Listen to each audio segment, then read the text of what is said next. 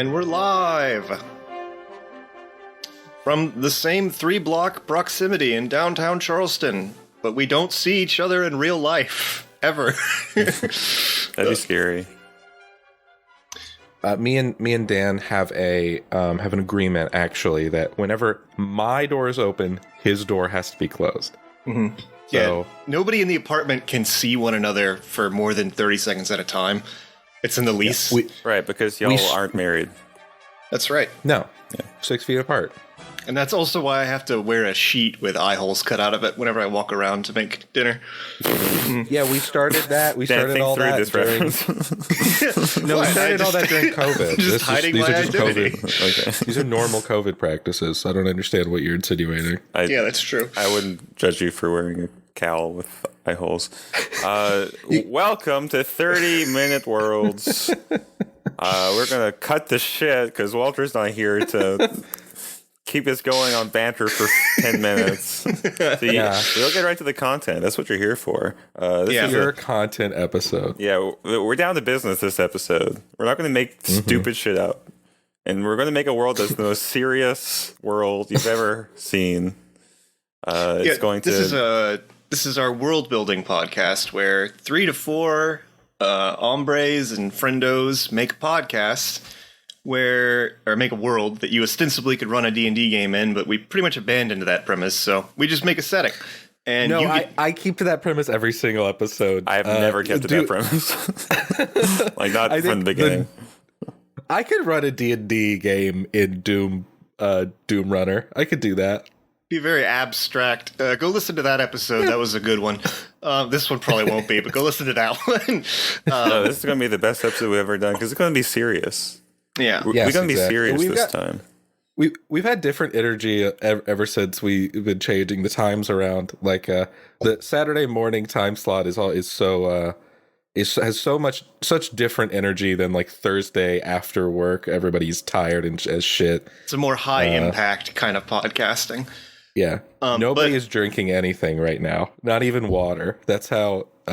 God damn it! I'm out. Members of the podcast slowly sip our bean juice. For the listeners at home, they both have bean juice, and I have nothing. Unbelievable. Yeah, you have Dr. Juice. So who is going to roll the Lorelad die?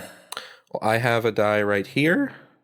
I'm looking. I'll see. Like 1, 2, 3. Belvin, you're 1. I'm 2. Okay, let's just roll it. That's 2. That's me. So, Chess is the lore lad this episode, and that means that we all present a prompt word, and she will get the ball rolling, and then we will all work together to make a setting that will ideally be entertaining and interesting. And I got a prompt word, but I'm gonna hold it. I'm gonna hold it till the last. I'm gonna be the last one. Yeah, my prompt word is tubes. Oh, that's a good one. Yeah, tubes. Should be very proud of that. Yeah, but I thought this was going to be a serious episode. Tubes are serious. You don't think water delivery to a municipal area is serious business? No, I guess you're right. You don't think the rubber piping that goes through your engine? I mean... You know what your colon is? It's a series of tubes. Your whole digestive system. Shit colon tubes. is some serious pipe. Yeah. Don't make it weird. What is your term, phrase, or word? Belvin looking around his room trying to come up with a had it, word. and then I was thinking, no, it doesn't go well with tubes, and then I forgot it. Just own it. Chess, what's yours? Gate. Tube, date. Gate with a G. Oh, gate. Yeah, gaze, no. Gator sounds like a mispronunciation of gator. Yeah. Gator 2 episode. Gator. No, gate. Okay, Gate. Cool. G as in gate. A as in gate. I'm desperately trying to remember what my word was. I'm going to say sparkle. Sparkle. Okay. We were gonna have a fucking serious episode. Y'all gave me tubes and sparkle. God. That can mean anything. Damn it. Tubes is a very serious word. Sparkle is not a very serious word. You know I will give you that. gold. No, sparkles is fine. It makes the world run. Money, baby. It has benefits beyond the aesthetic. Okay, so tubes, sparkle, gates. Yes. You know what sparkles? How do you start a very small car with a sparkle plug? Okay. How do you fit tubes together with sparks from a welding apparatus that I don't know what those are called? A welder. A welding? I call them welders. Yeah. Actually, torches. Yeah, so we're talking about welding, we're talking about tubes. My first thought went to like subterranean world, like connected by tubes. What's a way though to have things like maybe it's like a gas planet type environment and the tubes go between settlements? Well, it's kind of like the oil dwarf planet that you weren't on is the only thing. Okay. Yeah. Which it's not a bad hook. No. We just No. This is good. All right. No, this is good. You know, I like gas. It's not We haven't done a gas episode, have we? we did a petroleum episode. We didn't do. Well, I'm talking about like gases in the air. like the a gas, like a gas not giant, liquid or solid. yeah. Gas. Yeah. Okay. So sure. like the gaseous world. This is a serious episode, okay? We're not going to have an entire world made out of petroleum because that's not serious. That's ridiculous. We're going to have an entire planet, a gas giant, which is a very refined, purely scientific idea. Mm-hmm. That's a very normal serious a methane planet. Normal thing for planets to do. So tubes are going through it. Wait, do tubes? Okay, but the problem is that tubes go through gas. Tubes generally need something to support them, right? Well, I'm imagining. So in my head, I'm imagining like essentially like giant rubber orb colonies, where some substance in them like is counteracting the fluidness of the gas. Like it's something that allows it to be suspended in the gas, and the connection between these giant rubber orbs are like rubber tubes, essentially. Maybe I'm inviting disaster here, but isn't the center of gas giants sometimes like big like carbon crystals and shit like that? Like that's what we've like theorized. Like is at the center of Jupiter. Okay, I think I've some Chessman gas Science giants, Corner. It's because like gravity is still very intense down there, so there probably could be like a solid core. Well, that could be it would be a lot. That could be the sparkle, right? Is like that. Like I mean, beyond refining, or like it could just be something at the center of it is like the goal. There could be like a gate at the center of this gas giant, like lets you travel. It could be like it could be a one-way hyper gate, like hyper lane. Like you can like go to other places using it, but you can't like there aren't other ones you can use to go back to it. You like jumped from like this one planet to like anywhere else in the galaxy. That's interesting. That is like a concept in like a way to have faster than light travel is like you go into a gravity well basically, and you go from like deep in a gravity well, and you can use that to jump somewhere else. That's interesting. This planet could be like a hub for trade, right? And it could be like a Dyson sphere of like tubes around this gas giant. It's like a hub for like commerce in the galaxy. Well, if things only go one way, maybe it's a producer, but not a hub. Like it's sending out. Maybe the gas that it produces is something that's really core to some sort of machinery. But the folks who are left there are sort of just like miserable miners, you know. Okay. Think about what the gas would potentially. I mean, the boring answer is hyperspace, like fuel, or like dune spice. But I don't want to do either of those. Well, yeah. So, but what those things are, right? Both of them are ways to travel. Like that's because like that's the thing that's important in space flight is that you have. Like as soon as you can leave solar systems, you have to have a way to fuel your ships for long enough to get to the other place. Or like spice, you can manipulate the warp or spice is what lets them like just do FTL. It's not fuel per se, but it lets them like navigate. Anyway, I have a left field thought. Yeah, what you got? Yeah. What if the gas allows you to temporarily become gaseous? And you could. Oh, that'd be interesting, because then if you use that, you wouldn't need like an Ava suit to like go out around your spaceship and stuff. You could explore hazardous environments safely. Dan, I will say that it's an EVA suit, not an Evangelion suit. No, it's an Evangelion suit. They were invented by Hideaki Anno in 1996. So you could use the gas to you like inhale it and then it turns you into gas. I think there are different ways. Like maybe like it's either like you take in the gas and your like matter changes to gas, which is kind of crazy, or you can like take the gas, package it in a certain way, and then impart your consciousness into it temporarily, which is also kind of crazy, just in a different way. Whoa, that's pretty good. I'm into that actually. Okay, so it's like okay. So it's consciousness absorbing gas. Yeah, gas that'll bind temporarily to your consciousness, and that is very sensitive to the mental sphere, or consciousness. I guess it intakes consciousness. Does it like bridge multiple consciousnesses when like people go into this gas? That's what that would imply. You could connect consciousnesses. This is awesome. This is so good. There we go. So it would be kind of difficult on the planet itself. Like I think there's a little bit of a dampening effect on the planet itself. Like when you go in the gas giant, if you are connected to this gas consciousness, one, you have to have a barrier because you can't breathe this shit, and two, there's like lightning storms and everything that's messing it up, so you don't have connections to like you're not connected. The entire planet isn't connected. Well, I mean, maybe it is, maybe it isn't, right? Because I mean, it's interesting. So if this is like the source of the consciousness gas, this is like the hub of it. Then the poor fucks who work on it, like, is it possible that they could like, if they put their consciousness in, do they get like a temporary hive mind thing? That seemed like the logical like conclusion of where we were looking at this.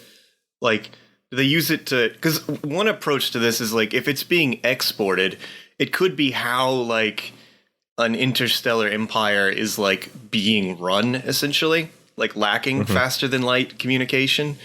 Like you can temporarily with this gas become part of a linked consciousness, share information.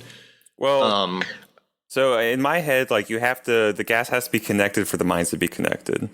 It's not, So all you do, the gas itself has some is influenced by the consciousnesses that are pervading it.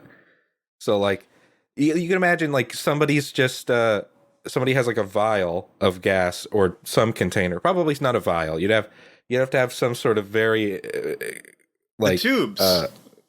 Right? Yes. Tubes. Like so in the center of the planet, right? Through some sort of mechanism, they have actually created tubes that can go like break through space-time to other planets, and then you can directly get the gas from the source, and then you can actually be a part of this consciousness on other worlds. Well, so okay, that's interesting. So where my head's at is like thinking through just like a canister of gas.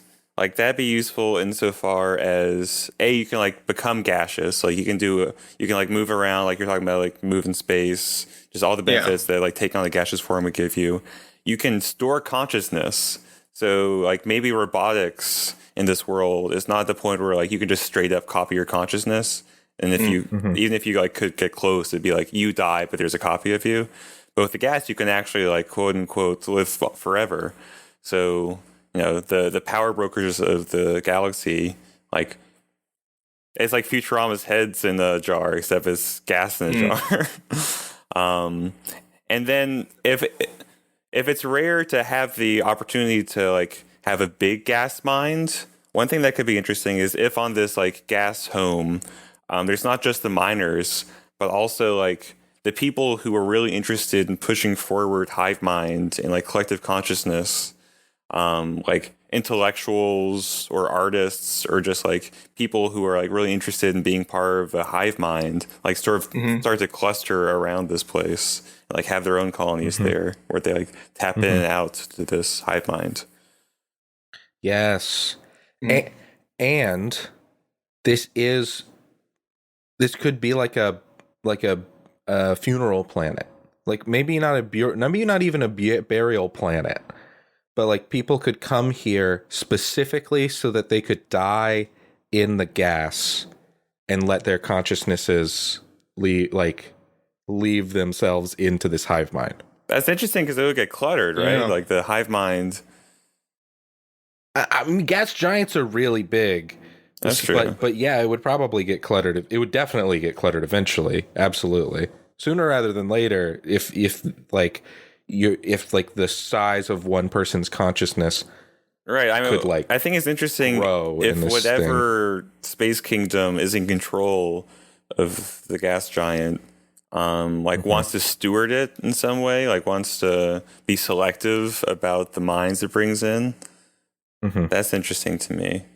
Well, if you take some of the gas and you isolate it like into a chamber, you could make like self-contained hive minds that aren't linked to the main one. Yes. So that could be a thing. Like that's like a service you could pay for. Is you go to this place to die if you're like a terminal patient or whatever, and they've got just like a big like contained sphere in orbit, like that you essentially they dose you like a euthanasia patient with like a lethal dose of morphine and just eject your body into it.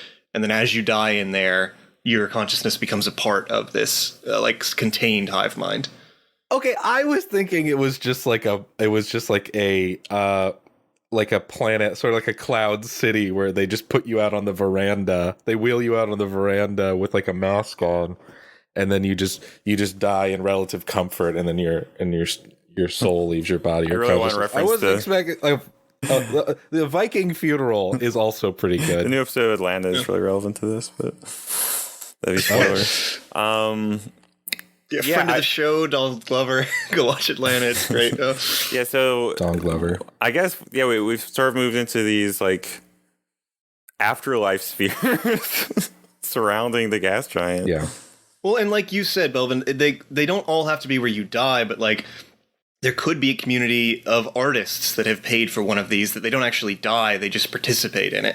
Right. Like they live there and like that's how they share creativity. Like you create almost like intellectuals and scientists create almost human computers, like by merging their brain power. A space hippie collective at the center of your town, there's the gas orb and you can come and I'm just a simple American man. I go on down to the gas tube and get my licks in a couple hours a week. If we're talking about something that's desirable across the galaxy and there's literally only one source for it, I assume it'd be like pretty hard to get your hands on it.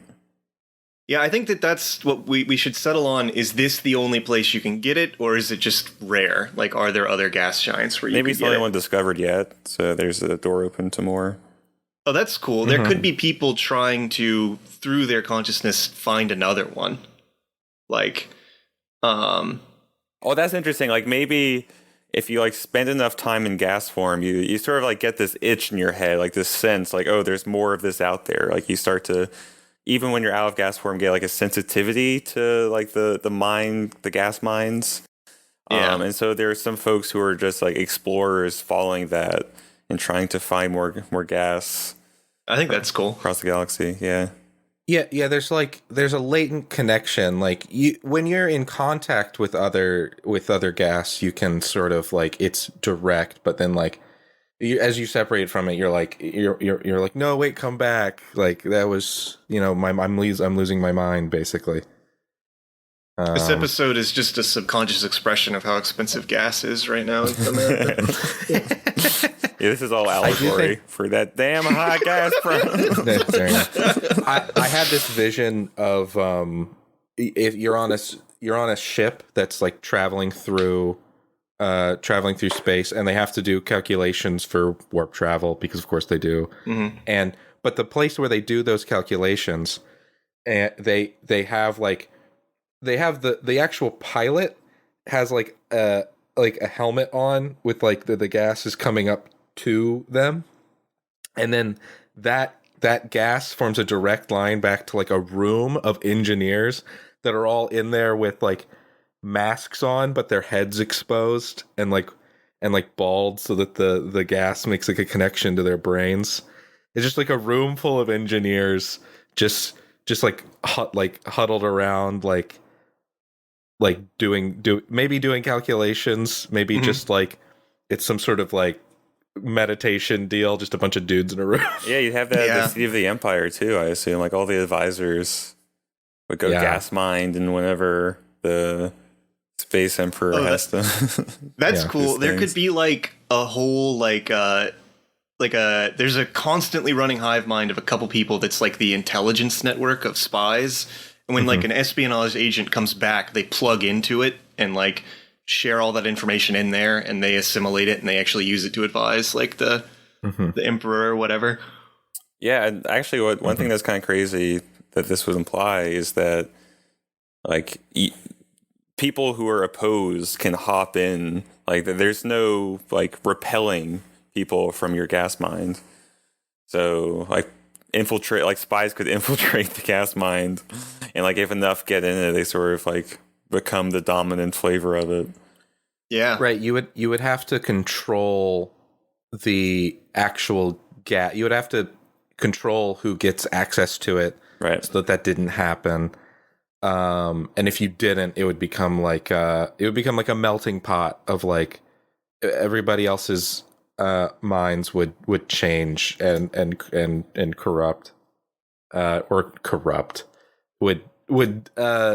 would slowly stop being a hive mind dedicated to one thing, and it would start being a hive mind that like was maybe planning treason or something like that. Yeah, it would be like co-opted, sort of a gestalt effect.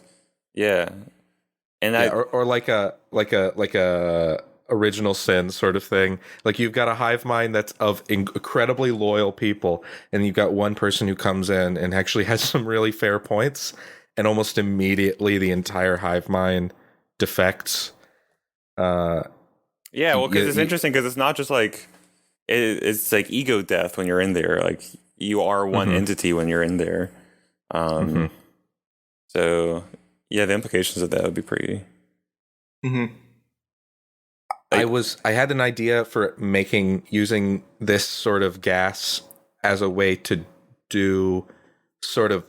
perform sort of magical like feats, because if you have some level of control over like the shape of the gas, then you can start to do very interesting things. At the very least, you could just be walking around and someone who has control over this gas could just make a connection with your brain, like a sort of like a tube of gas in the air that's between the two of you. But that's a level of control that.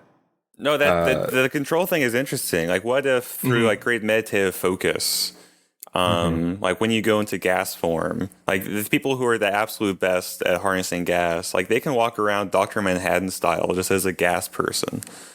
But if you're new, they can almost control people like that. That's their influence over the gas. Like other people's consciousnesses don't pervade them when they do that. They have an ego. They're like gas egos. That's interesting. They can maybe maintain themselves. Yeah, you can become an ego walker or whatever you want to call it. Like someone who has sort of transcended the normal nature of the gas, and they don't fit into hive minds. Like they can actually like stay apart from hive minds, and they just go like gas person form, and they can maybe like enforce some mental will on people or like. Try to invade mentally, like they're what's the word for like psionic? They can go a little psionic style. Yeah. Oh yeah. It would be. I was thinking of ways you could like make real world effects with it, and I think that's probably not something you can do at all because it is just a bunch of fucking gas, right? Like, I mean, maybe it's conductive gas. Maybe you could put like shock people through it, but that's not interesting. I like keeping it to the specifically psionic influences, right? And also you can do ghost stuff. So we've been talking about, and I'll just float this. If you don't like it, we can just throw it away. But we've been talking about it being ruled by like an emperor or like a king. But what if instead, because of the influence of this place, it's an autonomous entity, and the way that they make decisions, they're not actually like ruled by a king or an emperor, but they have a direct democracy through the gas hive mind. And if you basically, if you want to participate in the decision-making process, you go down to like on like voting day or whatever, and you join the political hive mind, because you can make instantaneous decisions about like all sorts of issues using the hive mind's sort of collective consciousness. Yeah, I like that. I like the home of it being that system, and like maybe there is an empire that's using it for the things we described, like somewhere out in the galaxy. But the gas giant itself, having like its autonomous, true democratic. Yeah. Like the direct democracy via hive mind. Yeah, that's neat. Because that also would include, like, the way that this gas works, you could have people, like, previous leaders, they could be still in this gas. Yeah, all like, the ancestors live on through the gas, Yeah. Accumulated knowledge of generations. People could bring their ancestors with them. They don't want to stay in the political hive mind all the time. Like, they could bring them in a tube. Oh, you mean like a can of ashes, like for a cremated person, but you could like have their gas in like a pneumatic tube or something you carry around. Yeah. Maybe the consciousness could like stick to the remains a little bit if you really wanted them to. You could like bring Grandpa to the sock hop, and just like and like twist the ash canister and the gas can get in. Well, one logistical thing that I'm trying to puzzle through right now. So like moving between these states, when you're in the hive mind, it's sort of an ego death. Like you cease to exist. You were part of this. Then how do you come out again? Like that's what I'm trying to. I think that if you are just entering in, right? Like if you can visit, you can visit and you still maintain your personality. It's that if you stay, you slowly lose your ego. Or maybe it's like a dual thing. Like you can sort of like toggle, or like the default is that you're just like, this is one entity. You're just a part of it, but you can like, some part of you, however your consciousness works, can like reach out, like grab the ego back, throw it back out. Maybe that gets harder to do the longer you're in there. You can split your alar, as it were. Yeah.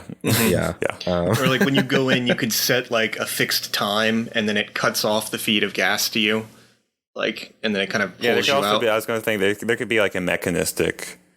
In fact, there probably would be, just to assist. Like even if it's possible technically through consciousness, like it's risky and abstract and. There would be a technological thing. Or if it's just like a meditation thing, like you can meditate to get deeper into the consciousness.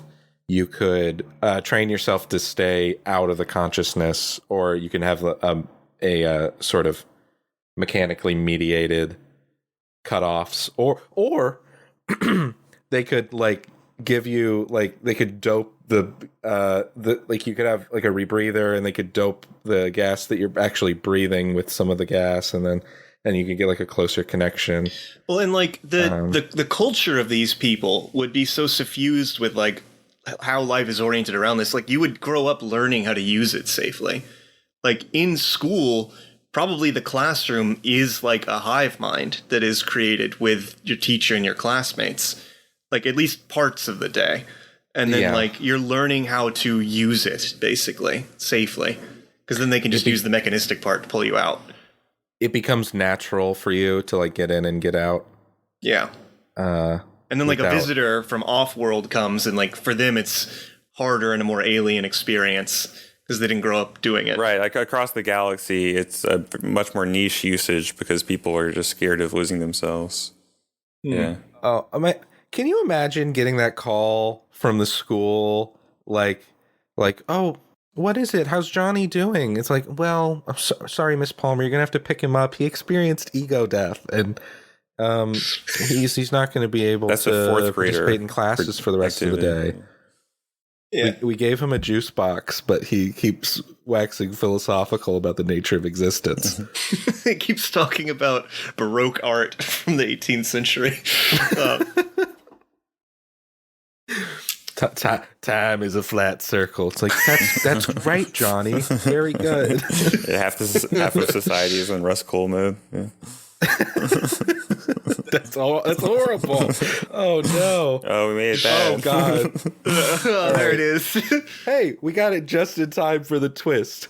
Dark, deep, eldritch horrors lingering at the edge of your mind at all times because you're expanding your mind so much. Oh, that's great. I love it. Yeah, we didn't add like a dark element, but like there could be like some evil consciousness at the edge of the galaxy that wants to. You were talking about how if you're in the gas and you're familiar with it, that you can start to sense where other gas is, and like people are sensing that and they're calling to it, right?